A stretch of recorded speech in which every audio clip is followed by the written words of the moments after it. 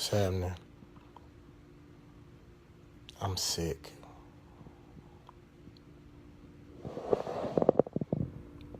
I'm real sick. Sorry.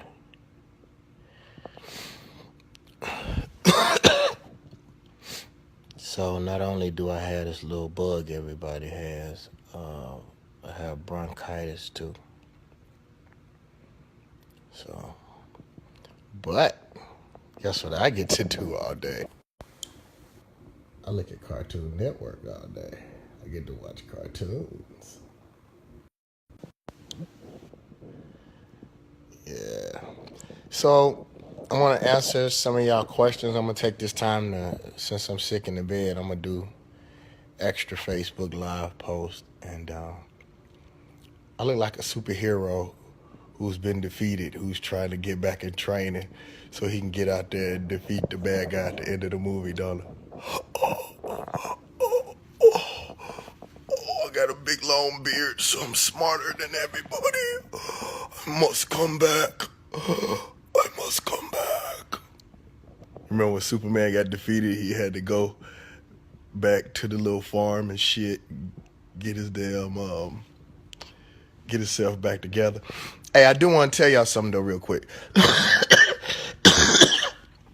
I didn't get a chance to thank my city of Jackson, Mississippi, on how well y'all did on the Heal the Hood weekend.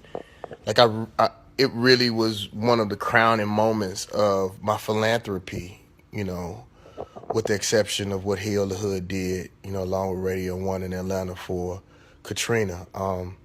Because my city really showed up, and the police were not mean to anybody at the celebrity basketball game. You didn't even know the police were there. They were kind to everybody.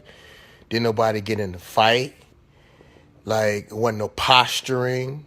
You know, people trying to show out. I mean, the young rappers, the old rappers, everybody got together. DC Young Fly came in, and I guess because he comes from what we come from, he knows how to treat our people. He treated our people so good, and it was funny. Out of all the stuff he wanted to do, he said, "Man, I want to go to the hood and shoot pool."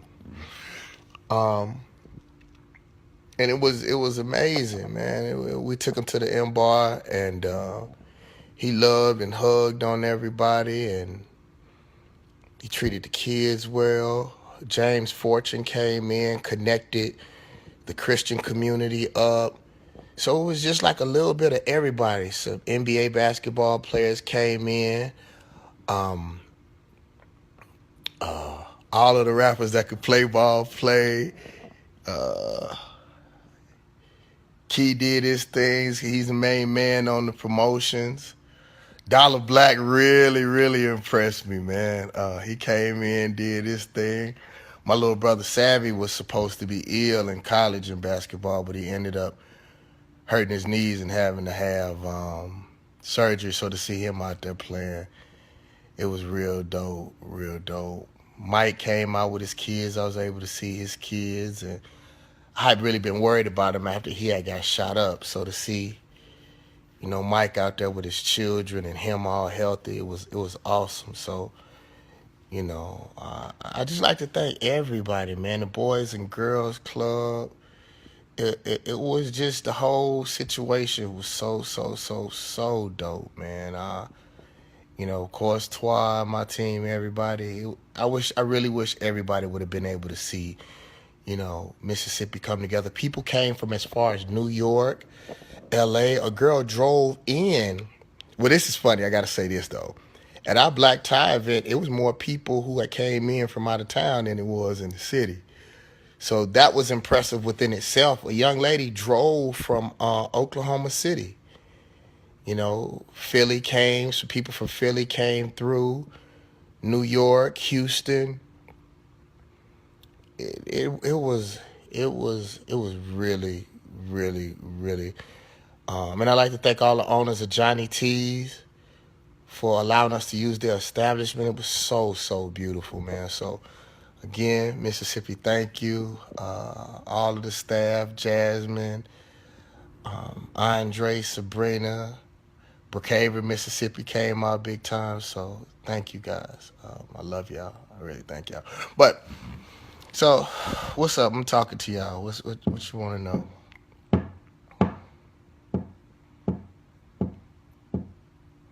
What's up, Milwaukee? How y'all doing?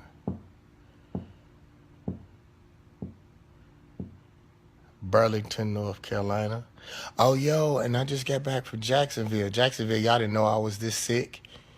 Um, it took everything that I could to get up and get out in that weather, but Jacksonville, it was magical. I really, really appreciate it, man. It was really, really dope. I was really moved. And if the Black Expo comes to your town, make sure you go to it, whether I'm a part of it or not. It's a beautiful event. It's a beautiful way for Black people to come together and spend money with each other and exchange ideas and all of these different types of things. I was supposed to go to North Mississippi with Ray Shrummer and them boys and Young Dolph and Big Crit, but just physically I was not gonna be able to make it. I'm gonna try to send some of my staff up there because them and their mother supported Heal the Hood so much. But y'all, I'm in the bed. I'm over here fucked up. So I'm gonna try to make it out next year, y'all. I love y'all and I appreciate it. Um, what else? Hold on. Hold on. Sorry about that. But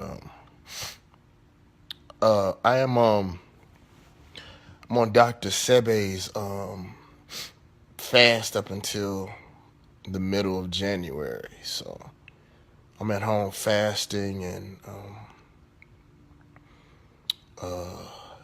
getting back on my meditation 2 times a day. I had failed to 1 time a day and getting back on my reading. I'm taking like up to January 1st when y'all see me in January when I start back really promoting the God Box. I want to look good. I want y'all to be proud of me. I want to get back to the way that I was looking in them pictures. So I'm letting my hair grow all out. So whenever I decide to get it cut, I can just come back with something new and something dope. But I can have my hair the way that I want it to be. And yeah, I'm on it, man. I really want to make y'all proud of me, not just socially, but I want to be. Coke Boomaye called me. Coke Boomaye is one of the dopest MCs to me in the whole wide world, not just from his lyrical prowess, but just what he stands for. He's like an old man in a 20-some-year-old body.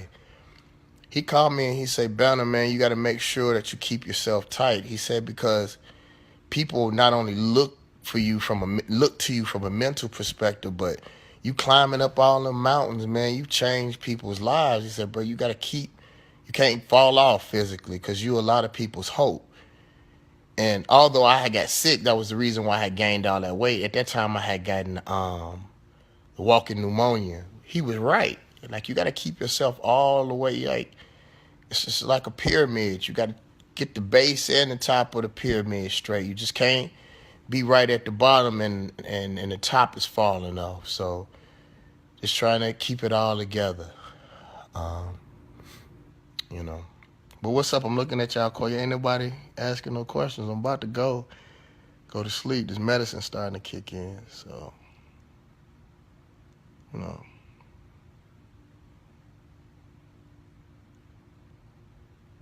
Oh no, I ain't gonna cut my hair off. No, I'm just gonna put it in some kind of style. Like right now, it's just everywhere. I just letting it do what it do.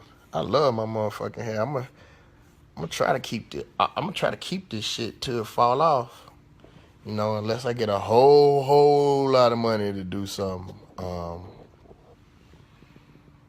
But yeah.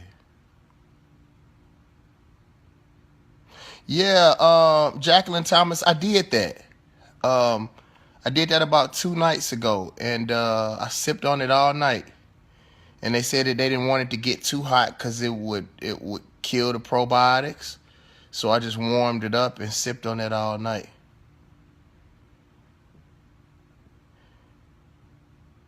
Yeah.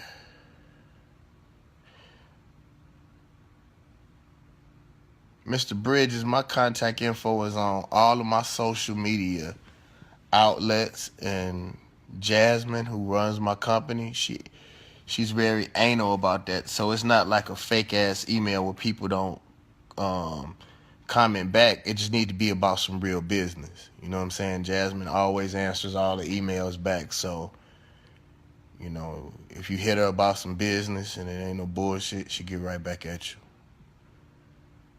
You know. Miss Marshall wants to know if I'm going to go back and get my master's. I don't know. Um, I make more money than the presidents of colleges. So, and I have a library. I collect first edition books. So, like, the only reason why I was really interested in getting my degree in the first place is so they can't keep me away from my children. Like, I have a degree, so I can go to any college, go to any high school. You know, I may get it just because I would like to be a doctor just so I can say, this is Dr. Banner. And I can talk like that. That's the main reason why I want to do it. But love, the only thing that you have is time. And I barely have enough time to see my own mother. I was telling somebody today that one of my biggest, I don't regret much in life at all. If, you know, shit, I don't need to worry about it. But one of my few regrets is me and my little brother. My little brother,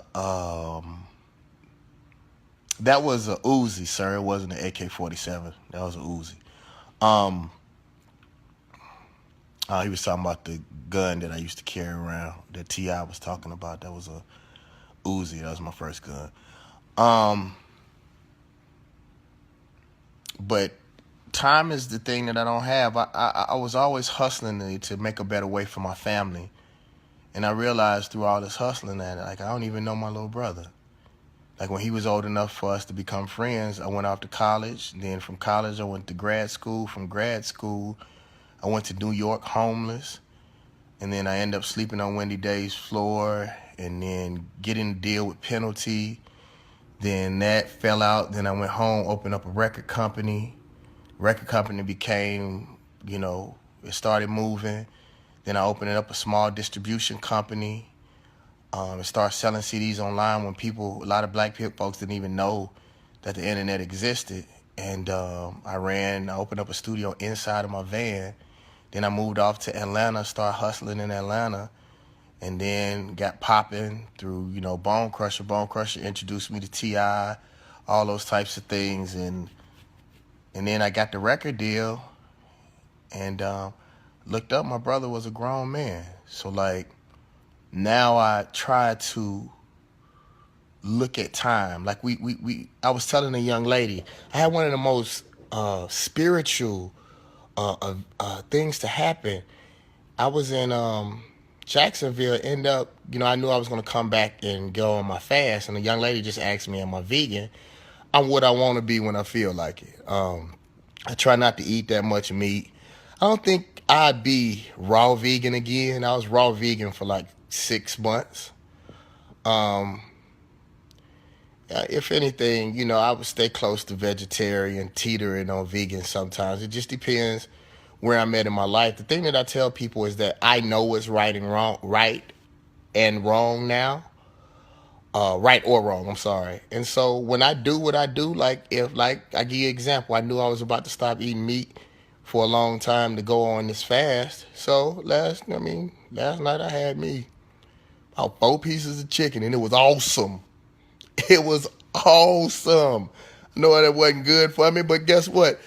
That motherfucker was awesome. Cool. It was awesome. And I ate the shit out that motherfucker. And now I'm done. So today I started my fast, and if 4 months down the line I decide to eat me a piece of chicken or a piece of turkey or some crab legs or something like that, I eat the shit and go on the fast and shit it out and keep it moving. So, Like people become so obsessive. My life is about balance. I know what's right and what's wrong, and when I eat the wrong things, I suffer for it. Or I'll go jog 14, 15 miles. I do something to make myself suffer, but I get it done. So anyway, back to my story. I had met this young lady, and she told me, she said, she says it's crazy how, and this was the funny part. So when people come in to my room, like to bring room service, I always do some really crazy shit. So I do something like, hold on, wait. There's there's a small person in my room that I'm having sex with. Shh, she'll bite your ankles. Or something like that. And I do something really, really freaky to scare people. And so they were talking about it. This crazy dude in the hotel who has a small young lady under his bed and he's holding her captive. It was me. I was just joking. But she came up and she's like, wow, me and my friend were just having a long talk about you and, you know, the stuff that you said about Donald Trump. And she was like, wow. And this lady literally stayed in my room for an hour. She was so amazed. She told me, she said, you know, my husband, he makes a lot of money and he wanted me to be a stay-home wife, but I started working this job because as a woman, you know, I wanted to be strong and independent. And I asked her a question. I said, love, are you doing that because that's what America tells you? Or is that something that you really want to do? She said, well, I want to be a strong example for my female children. I said, well, love, instead of being an example, you can be home building strong children. Like, if you're doing it for yourself, I get it. But if you're doing it because there is a theory or something in your mind that society has taught you, and you have an opportunity to feed and watch your children grow up, I said, baby, you can build an online business. You can do anything. You have a man that provides like women say that they want, but it's like it's never really good enough. I said, love, you need to go home and have the same conversation with your husband that you do. And maybe you can do something like Will Smith and Jada does, which I really, really respect. When Jada is working, Will does not work. He's at home with them children. When Will is working, Jada doesn't work. But they have a marriage business plan. So like, in me saying that, like, we just have to start having these plans for ourselves and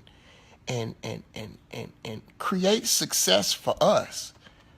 I'll give y'all an example, and I'm going to keep saying this for the artists. Like, if you're an artist and you're able to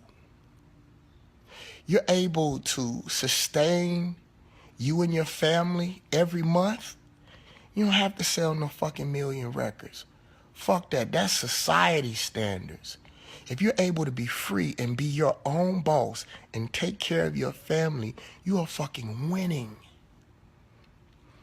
My biggest dream is to get 50,000 hardcore fans that I have their emails, that they, you know, we're able to contact each other. And every time I drop an album, they got me. I wouldn't give a fuck about nobody else.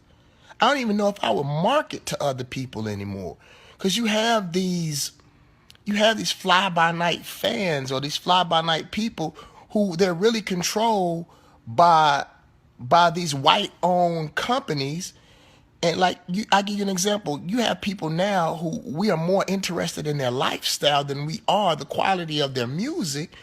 Anybody can give them that quality, that quality or that lifestyle. All you gotta do is put some guns in their hand, put some bras around them, you know, create some violence, let them get on TMZ, have them to go do some dumb shit and bail them out.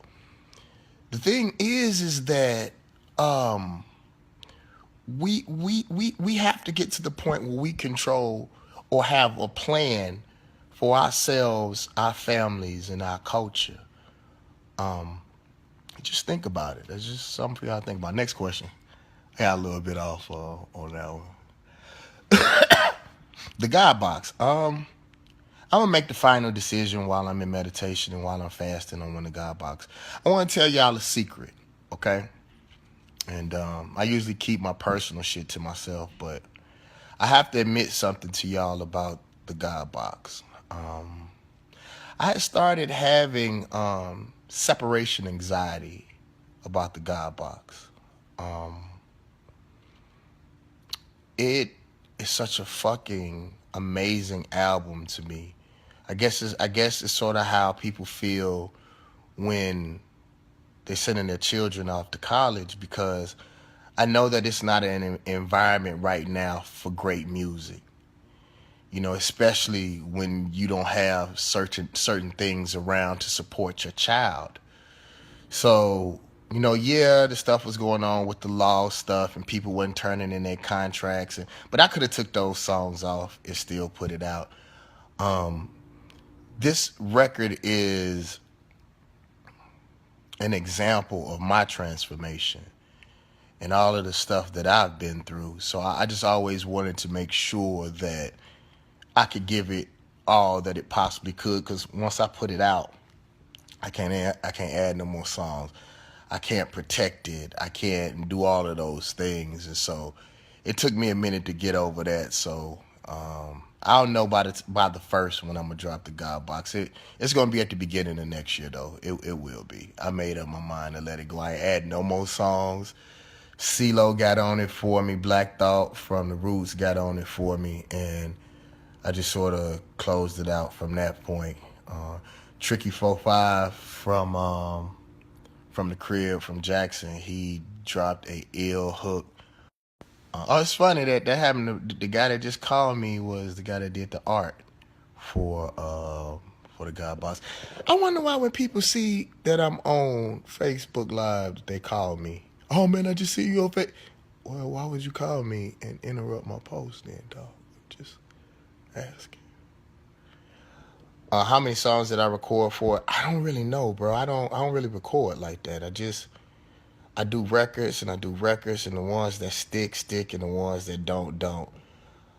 Something that I learned from Lil Wayne, man, is I'm constantly crafting on the album until I turn it in. Like I may switch the shit the day before I send it off. You know what I'm saying? I get, I'm just like that, man. We're gonna be working on it till it's done. You feel me? All right, y'all. What else? This medicine starting to kick in. I'm about to go. I love y'all. I love y'all. I love y'all. I love y'all.